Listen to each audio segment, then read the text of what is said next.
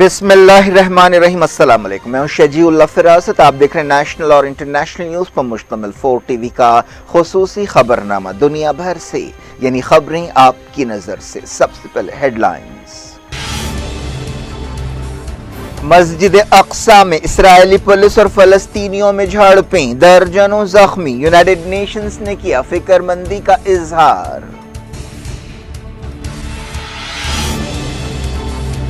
Hamas اور اسلامی جہاد نے کہا اسرائیل صرف طاقت کی زبان سنتا ہے، فلسطینی رمضان کے باقی دن مسجد اقصی میں گزاریں۔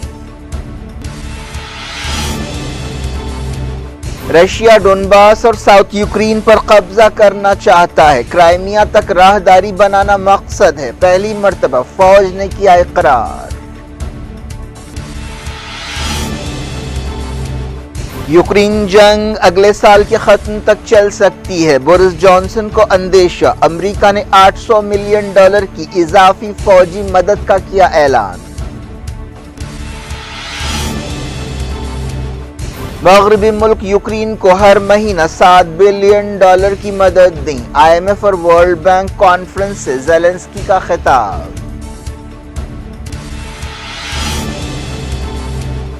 انڈیا اور UK فری ٹریڈ ایگریمنٹ کو قطعیت دیں گے، بورس جانسن کی نریندر مودی سے ملاقات۔ جانسن نے کہا وجے مالیا اور نیرو مودی کو مقدمات کا سامنا کرنے کے لیے انڈیا بھیجیں گے، دہلی ماسکو تعلقات کا احترام کرتے ہیں۔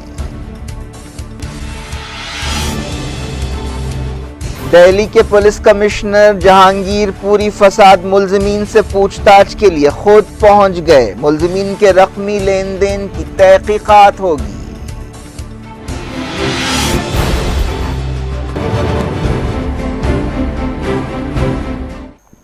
ہیڈ لائنز آپ نے دیکھی، اب خبروں کی تفصیل کی طرف آپ کو لیے چلتے ہیں۔ شروعات کرتے ہیں مسجد اقصی سے۔ مسجد اقصی میں اسرائیلی فورسز کی تازہ کارروائیوں میں درجنوں فلسطینی زخمی ہو گئے۔ فلسطینی عہدیداروں نے کم سے کم 40 لوگوں کے زخمی ہونے کو کنفرم کیا۔ مقامی سورسز نے بتایا کہ اسرائیلی سپاہی فجر سے پہلے مسجد اقصی کے کمپاؤنڈ میں داخل ہوئے جب ہزاروں لوگ نماز پڑھنے کے لیے جمع تھے۔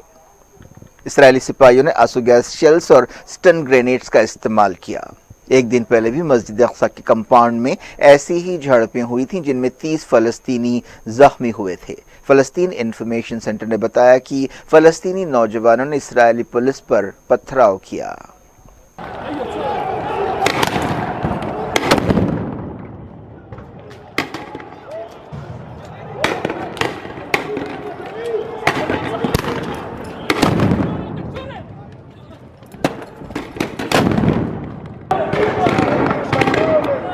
تكسورت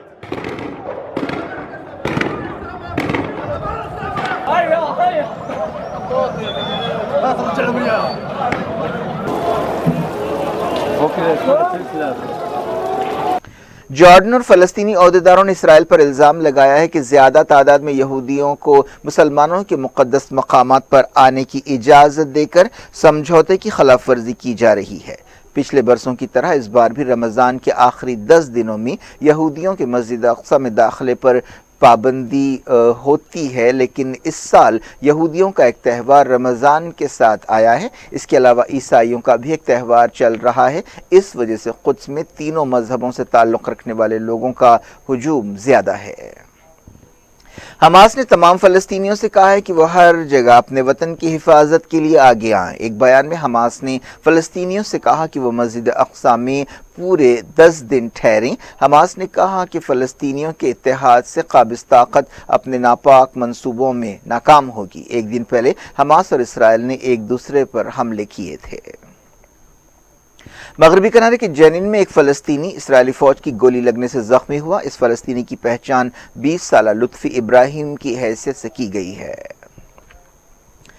یونائیٹڈ نیشنز نے اسرائیل اور فلسطینیوں کے درمیان مسلسل جھڑپوں پر فکر مندی کا اظہار کیا ہے۔ UN ہائی کمشنر انسانی حقوق کی ترجمان روینہ شمسدانی نے کہا کہ پچھلے ایک مہینے سے اسرائیلیوں اور فلسطین کے قبضہ کیے ہوئے علاقوں میں تشدد پر ہمیں تشویش ہے۔ اسرائیلی پولیس کی طرف سے طاقت کے استعمال سے کئی نمازی زخمی ہو رہے ہیں۔ اس معاملے کی غیر جانبداری کے ساتھ آزاد اور شفاف تحقیقات ہونی چاہیے۔ خلاف ورزی کرنے والوں کو جواب دہ بنانا چاہیے۔ پولیس کو قاعدوں پر عمل کرنا چاہیے۔ اسلامی جہاد نے کہا ہے کہ ان کی تنظیم یہ بات سیکھ گئی ہے کہ اسرائیل صرف طاقت کی زبان سنتا ہے۔ اسلامی جہاد کے ترجمان طارق سلیمی نے کہا کہ مزاحمتی تنظیمیں اپنی تیاری بڑھائیں گی، اور انہوں نے کہا کہ فلسطینی مسلسل اپنی فوجی صلاحیتوں میں اضافہ کر رہے ہیں۔ حماس کے ایک سینئر رکن زاہد جباری نے دنیا سے کہا کہ وہ فلسطین مسئلے کے تعلق سے اپنے دوغلے پن کو چھوڑیں۔ انہوں نے کہا کہ فلسطینی قوم کو مزاحمت کا حق حاصل ہے۔ سیریا کے وزیر خارجہ نے کہا کہ امریکہ اور اس کے مغربی اتحادی فلسطین کاز کو ختم کرنے اور فلسطینیوں کے حق چھیننے کی سازش کر رہے ہیں۔ فیصل مقداد نے UN ریلیف ایجنسی کے عہدیدار سے دمشق میں ملاقات کرتے ہوئے یہ بات کہی۔ اسرائیلی پولیس نے کہا کہ مسجد اقصی میں بعض فلسطینی حماس کے جھنڈے لہرا رہے تھے اور پتھر جمع کر رہے تھے۔ انہوں نے اپنے آپ کو ایک جگہ پر محفوظ کر لیا تھا۔ پولیس نے بتایا کہ جیسے ہی پتھراؤ شروع ہوا، اسرائیلی فورسز نے کارروائی شروع کی۔ بات کرتے ہیں یوکرین جنگ کی۔ رشیا ایسٹ یوکرین کے ڈونباس اور ساؤتھ یوکرین پر قبضے کی تیاری کر رہا ہے۔ ایک فوجی عہدیدار کے حوالے سے یہ بات کہی گئی۔ رشیا کی سینٹرل ملٹری کمانڈ کے ڈپٹی کمانڈر رستم میناکوف نے بتایا کہ ڈونباس پر قبضے سے ماسکو کرائمیا کے ساتھ ایک پل بنا سکے گا جو مشرقی علاقے کو جوڑے گا۔ رشیا نے کرائمیا پر 2014 میں قبضہ کر لیا تھا جو بلیک سی کا ایک جزیرے نما ہے۔ انہوں نے کہا کہ ساؤتھ یوکرین پر کنٹرول کے بعد رشین آبادی کی حفاظت ہو سکے گی جنہیں دبایا جاتا رہا ہے۔ انہوں نے اس سلسلے میں ایک مقام کا حوالہ دیا جہاں پر 1500 رشین سپاہیوں کو تعینات کیا گیا ہے۔ اس علاقے میں رشین بولنے والے لوگوں پر زیادتیوں کے الزامات لگتے رہے ہیں۔ اس طرح رشیا نے پہلی مرتبہ یہ بات کھل کر مانی ہے کہ حملے کا مقصد ساؤتھ یوکرین اور ڈونباس علاقے کا مکمل کنٹرول حاصل کرنا ہے اور رشیا اور کرائمیا کے درمیان ایک زمینی راہداری بنانا ہے۔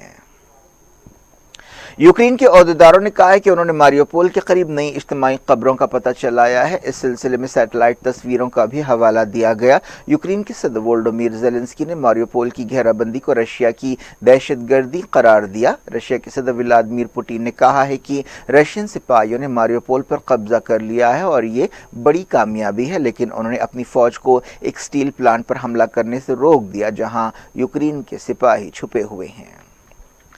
یوکرین کے صدر وولڈیمیر زیلنسکی نے مغربی ملکوں سے کہا ہے کہ ان کے ملک کو ہر مہینہ $7 بلین مدد کی ضرورت ہے جس کے بغیر ملک چلانا ناممکن ہے۔ IMF اور ورلڈ بینک کی کانفرنس سے ویڈیو لنک کے ذریعے خطاب کرتے ہوئے زیلنسکی نے کہا کہ جنگ کے بعد دوبارہ تعمیر کے لیے سینکڑوں بلین ڈالرز کی ضرورت ہوگی۔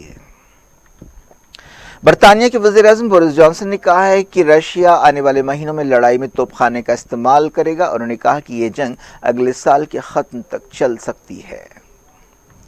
امریکی صدر جو بائیڈن نے یوکرین کی $800 ملین اضافی فوجی مدد کا اعلان کیا ہے۔ انہوں نے یوکرین کے ریفیوجیوں کے امریکہ میں داخلے کے ایک پروگرام کا بھی اعلان کیا۔ ایران نے اسرائیل کی انٹیلیجنس ایجنسی موساد کے 3 ایجنٹس کو گرفتار کیا ہے۔ انٹیلیجنس کی وزارت نے بتایا کہ اس نے سیستان بلوچستان صوبے میں 3 جاسوسوں کو گرفتار کیا ہے۔ ایران نے افغانستان میں حالیہ بم دھماکوں پر فکر مندی کا اظہار کیا ہے جن میں شیعہ مسلمانوں کو نشانہ بنایا گیا ہے۔ ایرانی وزارت خارجہ کی ترجمان سعید خطیب زادہ نے رمضان کے مہینے میں بم دھماکوں کا ذکر کرتے ہوئے کہا کہ ان دہشت گرد کارروائیوں میں روزے داروں کو نشانہ بنایا گیا۔ ایک دن پہلے مزار شریف کی ایک شیعہ مسجد میں دھماکے میں درجنوں لوگ ہلاک ہوئے تھے۔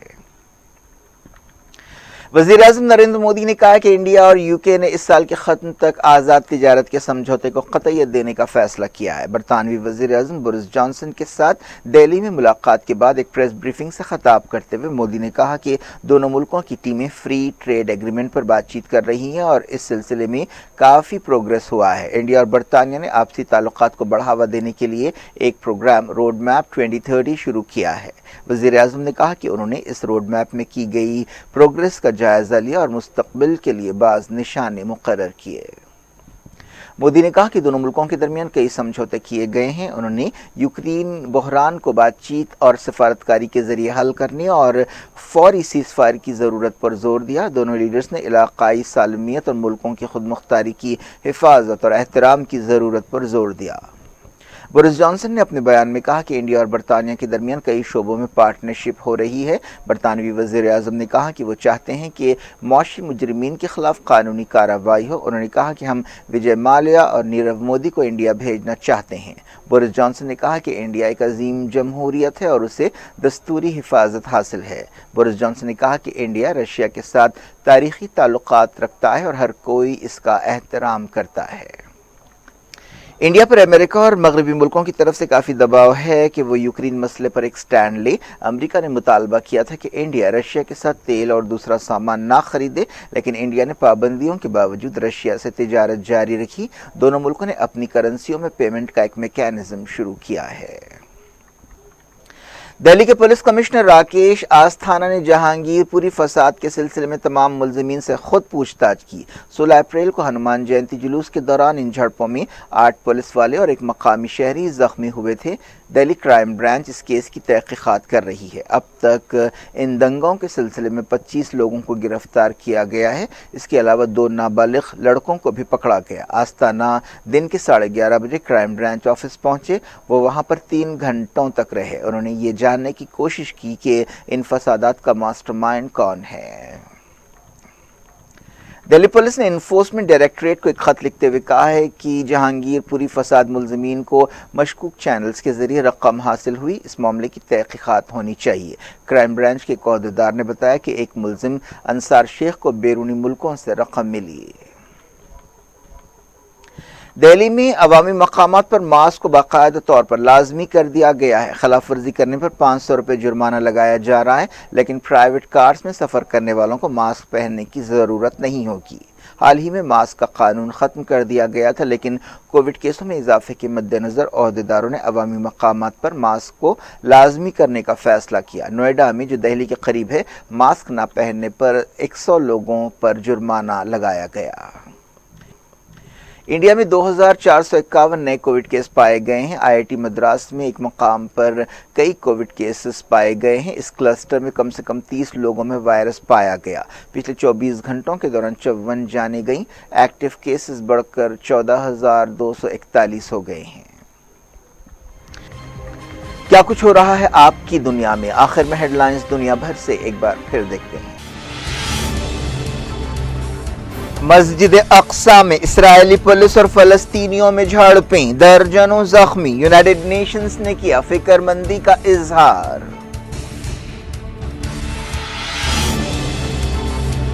حماس اور اسلامی جہاد نے کہا اسرائیل صرف طاقت کی زبان سنتا ہے، فلسطینی رمضان کے باقی دن مسجد اقصی میں گزاریں۔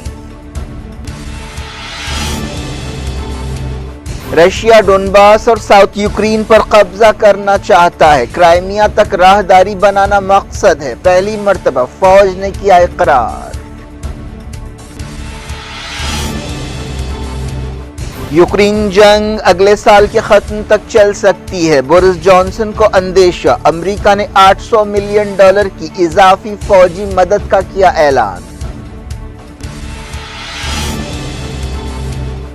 مغربی ملک یوکرین کو ہر مہینہ $7 بلین کی مدد دیں، آئی ایم ایف اور ورلڈ بینک کانفرنس سے زیلنسکی کا خطاب۔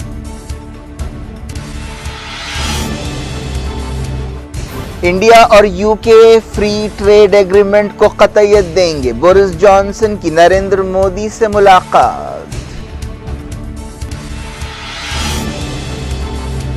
جانسن نے کہا وجے مالیا اور نیرو مودی کو مقدمات کا سامنا کرنے کے لیے انڈیا بھیجیں گے، دہلی ماسکو تعلقات کا احترام کرتے ہیں۔ دہلی کے پولیس کمشنر جہانگیر پوری فساد ملزمین سے پوچھ تاچھ کے لیے خود پہنچ گئے، ملزمین کے رقمی لین دین کی تحقیقات ہوگی۔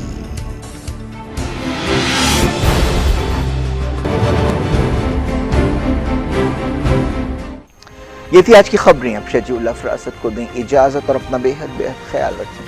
اللہ حافظ۔